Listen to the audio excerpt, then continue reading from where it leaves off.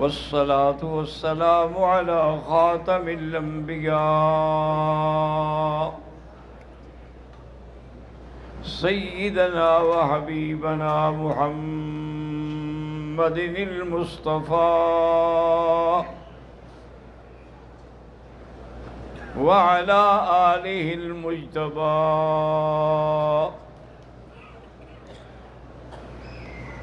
اللهم صل على سيدنا محمد النبي الأمي الهاشمي وعلى آله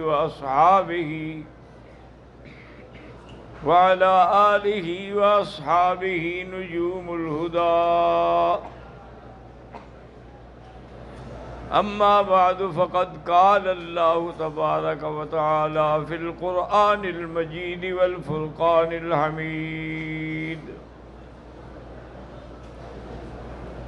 أعوذ بالله من الشيطان الرجيم. بسم الله الرحمن الرحيم. إن الله وملائكته يصلون على النبي يا أيها الذين آمنوا صلوا عليه وسلموا تسليما. اللهم صل على سيدنا محمد عدد كل ذرة ألف ألف مرة. رب اشرح لي صدري ويسر لي أمري واحلل عقدة من لساني يفقهوا قولي. رب زدنی علما. برادران اسلام، سابقہ درس میں ہم نے محبت محمد مصطفیٰ صلی اللہ علیہ وسلم کے بارے میں معروضات پیش کیے تھے. درس سے پہلے میں ایک بات عرض کر دوں. بہت سارے ساتھی جو نماز پڑھتے ہیں، الحمدللہ اللہ کا شکر ہے کہ نمازی ہیں، لیکن جب وہ سجدے میں جاتے ہیں تو پچھلے پاؤں جو ہے نا وہ دونوں زمین سے اٹھا لیتے ہیں. چاہے 1 منٹ کے لیے اٹھا کے پھر رکھ دیتے ہیں. تو ایک بات یاد رکھیں کہ اگر ایسی طرح ہو تو پھر نماز ہی نہیں ہوگی، یعنی نماز بالکل فاسد ہو جاتی ہے. کیونکہ حضور پاک صلی اللہ علیہ وسلم نے فرمایا کہ ہر انسان جو ہے وہ اپنے سجدہ جب کرتا ہے ان یسجد علی 7 اعضاء، وہ 7 اعضاء پہ سجدہ کرتا ہے. 7 اعضاء سے کیا مراد ہے کہ یہ 2 ہاتھ، 2 گھٹنے، 4 ہو گئے، اور سجدے میں پیشانی اور اس کے بعد ناک جو ہے یہ 2 یہ ہو گئی، اور ایک چہرہ ہو گیا. اب اگر ان میں سے کوئی کسی اعضاء کو اٹھا لے، مثلا اعضاء دونوں ہاتھ اٹھا لیے، نماز نہیں ہوگی کہ 7 تو نہ رہے. اگر دونوں پاؤں اٹھا لیے تو پھر بھی 7 نہ رہے. اس لیے میرے عزیز، میرے محترم، اللہ نے تم لوگوں کو حرم شریف کی نماز نصیب فرمائی ہے. یہ کوئی معمولی سی بات نہیں ہے، نہ معمولی سعادت ہے. 1,00,000 نماز کے برابر. اور پھر یہ وہ سرزمین ہے کہ جہاں حضور پاک نے اور صحابہ نے نمازیں پڑھی اور سجدے کیے.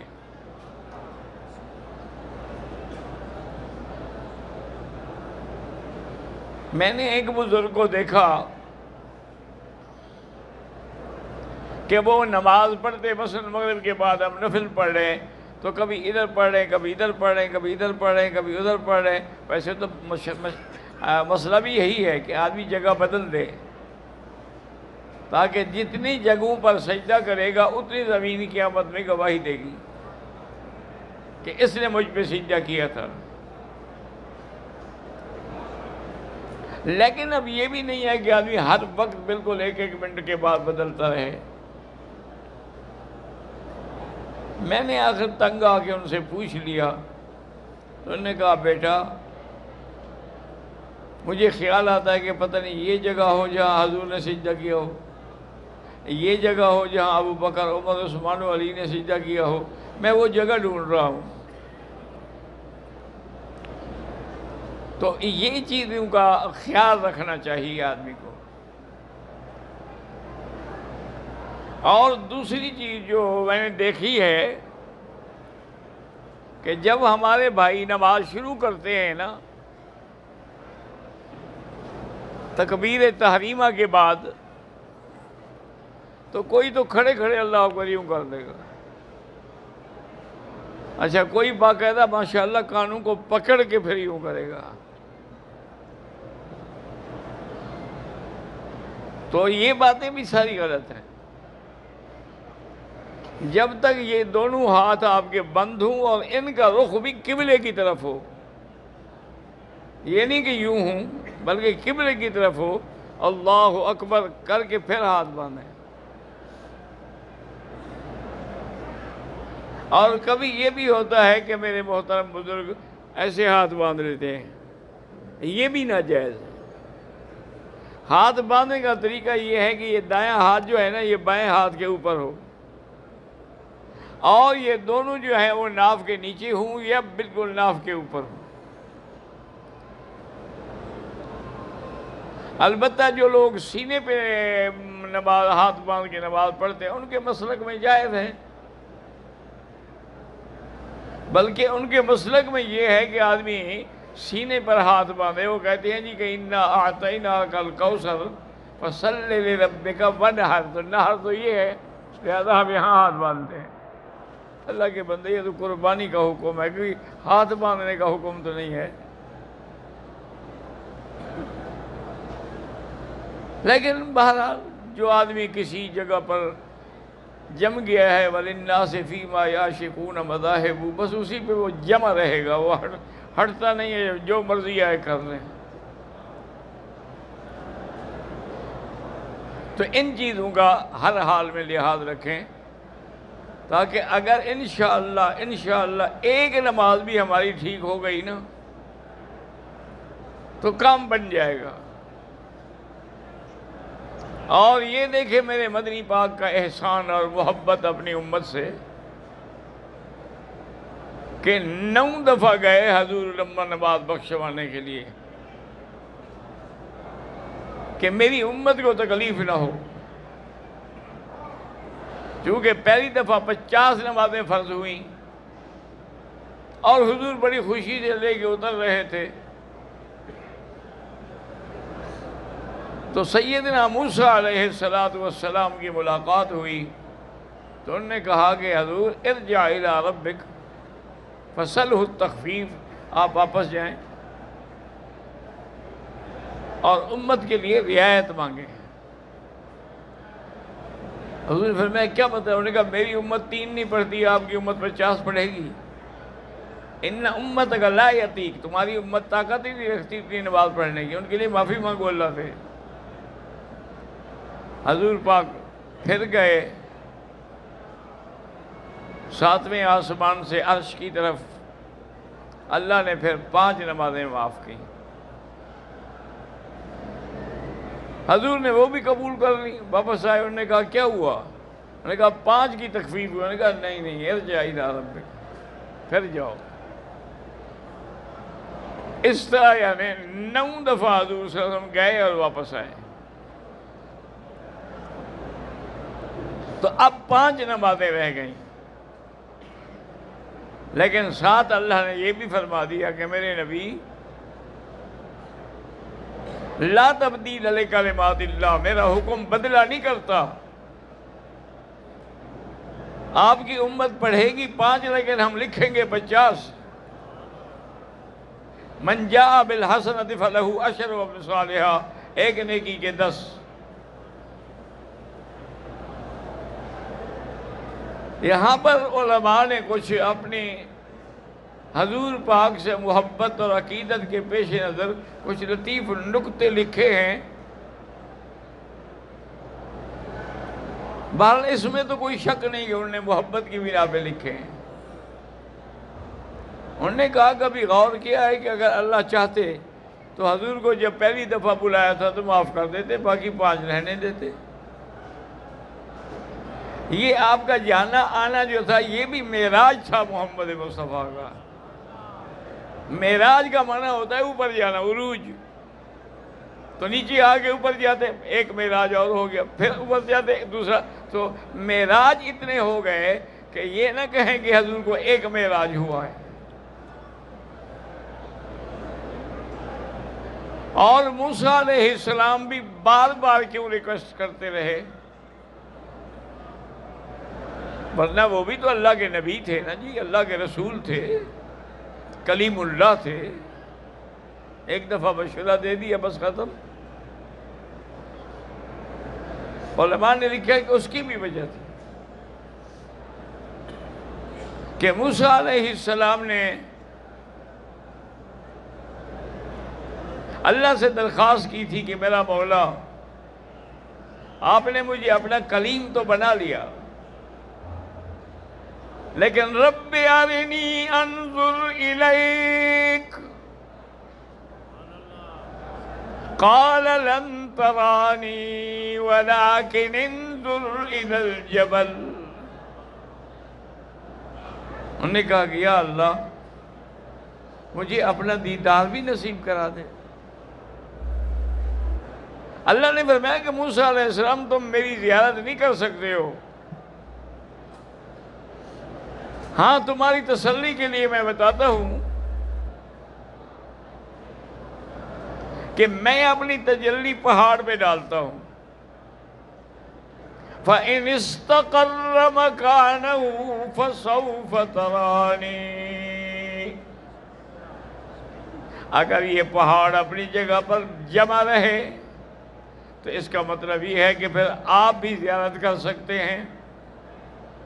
فَلَمَّا تَجَلَّى رَبُّهُ لِلْجَبَلِ جَعَلَهُ دَكًّا وَخَرَّ مُوسَىٰ صَعِقًا۔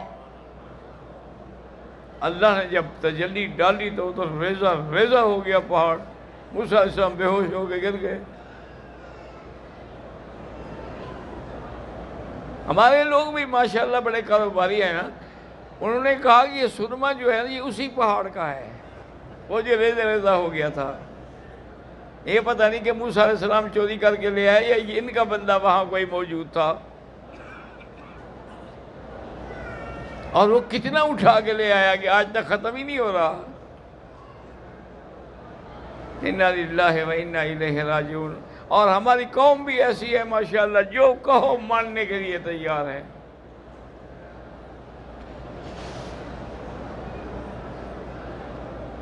حضرت موسیٰ علیہ السلام بے ہوش ہو گئے۔ جب ہوش آیا فَلَمَّا أَفَاقَ قَالَ سُبْحَانَكَ تُبْتُ إِلَيْكَ۔ جب ہوش آیا تو کہا میرا مولا میری توبہ ہے، میں سوال کر بیٹھا جو سوال مجھے نہیں کرنا چاہیے تھا، تو میں توبہ بھی کرتا ہوں اور انشاءاللہ سب سے پہلے ماننے والا بھی ہوں۔ تو یاد رکھیں کہ خواب میں دیدار کے تو علماء قائل ہیں، لیکن جاگتے ہوئے اللہ کی زیارت ہونا جو ہے وہ مشکل ہے۔ اب وہ بات سمجھیں جو میں کہہ رہا تھا کہ موسیٰ علیہ السلام کیوں بار بار کہہ رہے تھے؟ وہ کہہ رہے تھے کہ میں خود تو خدا کو نہ دیکھ سکا، لیکن جو آنکھیں دیکھ رہی ہیں میں ان کو دیکھتا رہوں۔ کہ حضور جو جاتے ہیں، حضور پاک کا دیدار بھی ہوتا ہے، پھر آپ سے کلام بھی ہوتی ہے، تو چلو میں نے پھر ایک دفعہ دیکھ لیا، پھر آپ گئے تو وہ آنکھیں جو خدا کے دیدار میں مشرف تھیں ان کو میں بھی دیکھتا رہوں۔ اللہ اکبر۔ تو حضور صلی اللہ علیہ وسلم صرف امت پر رحمت کے لیے 9 دفعہ پیش ہوئے۔ حالانکہ یہ بھی تو خوف تھا نا کہ اگر اللہ ڈانٹ دیں، وہ تو خدا ہے نا، نبی ہو کوئی ہو، اس کے آگے بندے ہیں۔ اسی طرح میرے آقا نے رمضان المبارک کے مہینے میں 3 راتیں تراویح پڑھائی ہے۔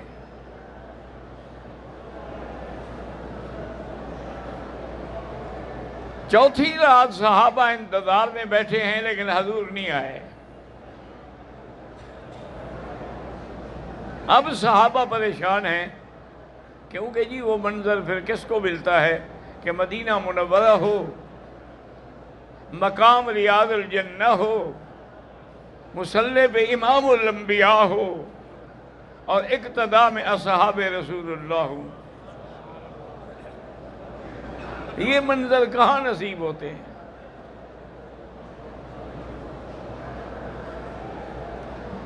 تو چوتھی رات بھی جب گزر گئی، صبح کو جب حضور نماز کے لیے آئے، آپ نے نماز پڑھائی، فارغ ہو کے فرمایا کہ بھائی میں رات جانتا تھا کہ تم لوگ میری انتظار میں بیٹھے ہو، کوئی کھانس رہا تھا، کوئی کچھ کر رہا تھا، تاکہ میں شاید سو گیا ہوں، میں سو نہیں گیا تھا۔ یہ منظر اتنا پیارا تھا کہ اگر اللہ فرض کر دیتے نماز کو تو کیا ہوتا؟ تو پھر میری امت کہاں فرض ادا کرتی؟ چلو آپ اور ہم تو کر لیتے، لیکن بعد میں جو مخلوق آتی وہ کیا کرتی؟ تو یہ بھی حضور نے امت کے لیے شفقت فرماتے ہوئے صرف 3 راتیں پڑھائی ہیں، چوتھی رات نہیں پڑھائی۔ اور اسی طرح ایک تو یاد رکھو نا کہ جب میں حضور کا نام لوں تو آہستہ آہستہ درود شریف پڑھ لیا کرو،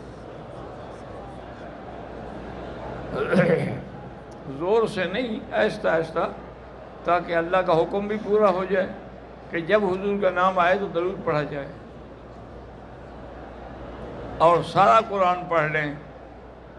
اللہ نے نماز کا تمہیں حکم دیا ہے، حج کا تمہیں حکم دیا ہے، روزے کا تمہیں حکم دیا ہے، زکوٰۃ کا تمہیں حکم دیا ہے۔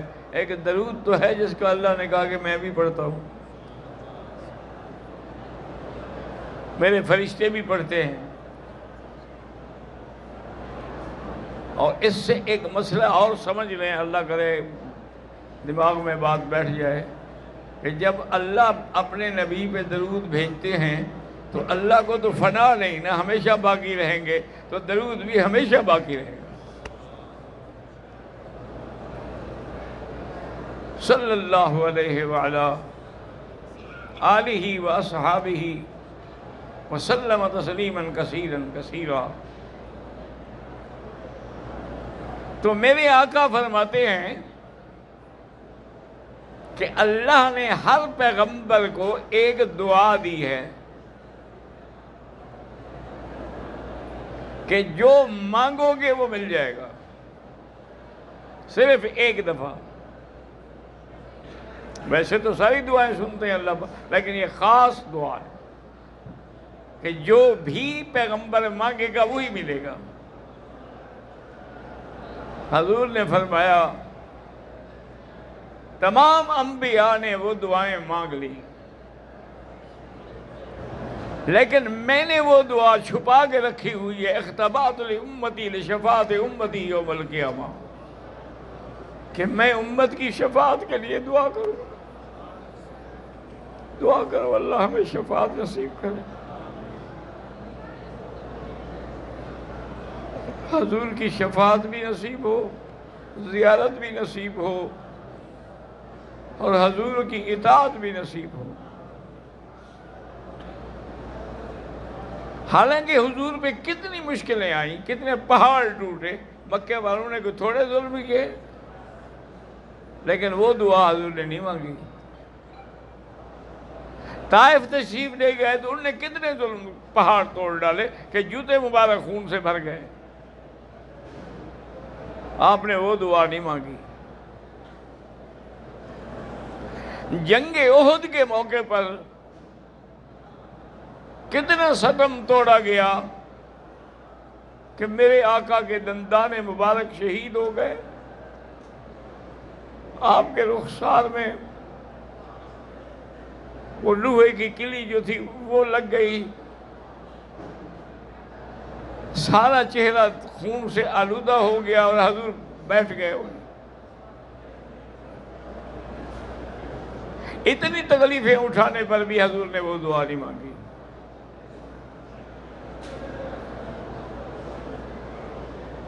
اور یہ وہ موقع تھا جس پہ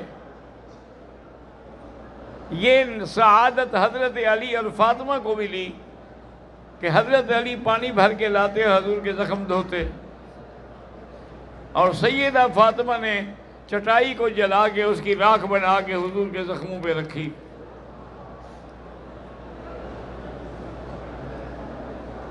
حضور ایک دفعہ جلال میں آئے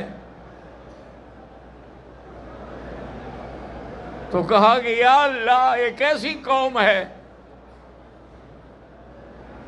جو اپنے نبی کا خون بہا رہی ہے. اللہ نے فرمایا کہ میرا مدنی میری مرضی، اگر تم نے ان کا 70 بدر میں مارا تھا اور ان نے تمہارے 70 مار دیے ہیں تو آج زیادہ تکلیف ہو رہی ہے. ان پر بھی یہی وقت گزرا ہے جو تم پر گزر رہا ہے.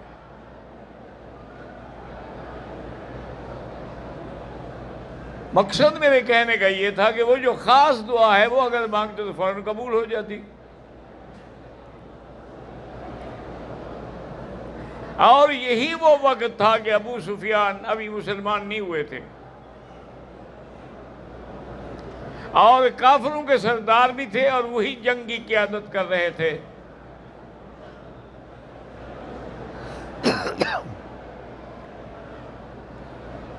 اس نے زور سے آواز دی کہ حل قتل محمد صلی اللہ علیہ وسلم، کیا حضور شہید ہو گئے؟ حضور نے فرمایا چپ رہو، جواب نہ دو. اس نے پھر پوچھا کہ ماتا ابو بکر،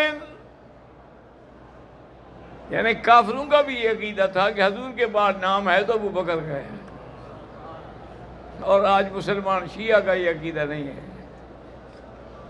انا للہ و انا الیہ راجعون. دشمن ہے. انہوں نے کہا اچھا ماتا عمر، حضور نے فرمایا چپ رہو، کوئی جواب نہ دو. اس کے بعد وہ جوش میں آیا، کہنے لگا اعلی حبل، آج ہمارے خدا حبل کی جیت ہو گئی. حضرت عمر نے کہا حضور اب مجھ سے برداشت نہیں ہو سکتا. تو اس نے پھر کہا اعلی حبل. حضرت عمر نے کہا اللہ عز و جل. ابو سفیان جوش میں آیا، کہنے لگا لن العزا ولا عزا لکم، عزا خدا بھی ہمارے ساتھ ہے آج. حضرت عمر نے جواب دیا اللہ مولانا ولا مولا لکم. اس کے بعد اس نے کہا قتلانا و قتلاکم سوا، تمہارے قتلہ اور ہمارے قتلہ برابر، تم نے بھی ہمارا 70 مارا، ہم نے بھی تمہارا 70 مارا، برابر ہو گئے. حضرت عمر کھڑے ہو گئے، فرمایا لیسو سوا، قتلاکم فی النار و قتلانا فی الجنہ. تم نے جن کو قتل کیا وہ جنت میں جائیں گے، ہم نے جن کو مارا تھا وہ جہنمی ہے.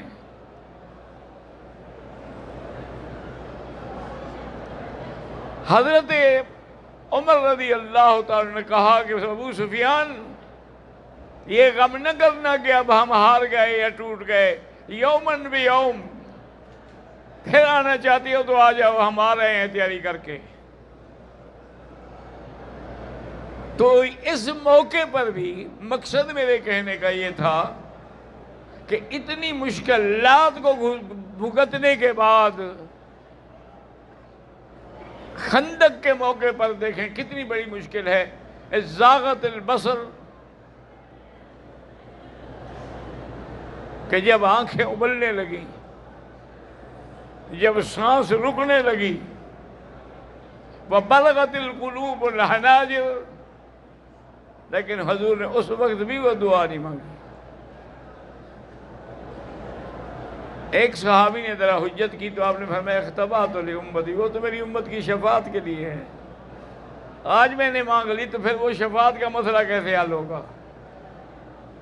تو اس لیے اللہ تبارک و تعالیٰ سے دعا کریں کہ اللہ ہمیں حضور کی سچی محبت نصیب کرے، اور صحیح معنوں میں جتنی بھی مشکلات ہوں نا، ایک وظیفہ میری طرف سے یاد رکھ لیں، میں کوئی پیر تو نہ پیر ہوں، نہ فقیر ہوں، نہ عامل ہوں، نہ کامل ہوں، میں تو ایک طالب العلم ہوں۔ یہ اللہ کا شکر ہے کہ زندگی قرآن و حدیث پڑھانے میں گزری۔ ایک وظیفہ آسان یاد رکھ لے کہ روزانہ 100 دفعہ، یعنی ایک تسبیح درود شریف اور درود ابراہیمی نماز والا، اور ایک تسبیح جو ہے وہ استغفار، یہ پڑھ لیا کریں، انشاءاللہ زندگی میں کوئی تنگی نہیں آئے گی، کوئی پریشانی نہیں آئے گی، اللہ ہمیں ہر پریشانی سے بچائے۔